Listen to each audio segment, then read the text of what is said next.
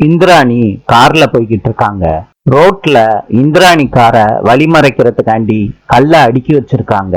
ரோட்ல இருக்க கல்ல பார்த்த உடனே இந்திராணி வண்டிய நிப்பாட்டுறாங்க. காரை விட்டு இறங்குறாங்க.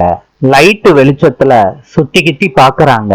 யாரு கல்ல வச்சது அப்படின்னு யோசிக்கிறாங்க. நடந்து வர்றாங்க.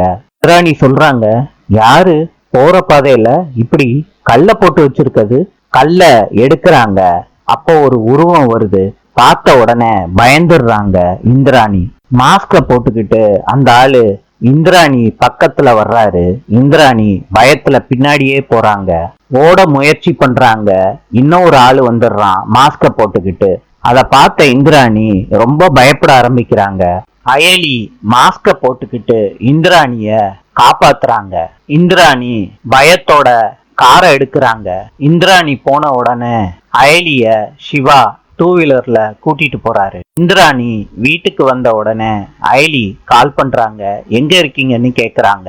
நான் வீட்டுக்கு வந்துட்டேன்னு இந்திராணி சொல்றாங்க. அயலி சொல்றாங்க, எமர்ஜென்சி அண்ணி, என் ரூமுக்கு போங்க, வாங்க அண்ணி, நான் சொல்றேன், நான் வர்றேன் அயலின்னு சொல்லிட்டு இந்திராணி போனை கட் பண்றாங்க. நாளை சந்திப்போம்.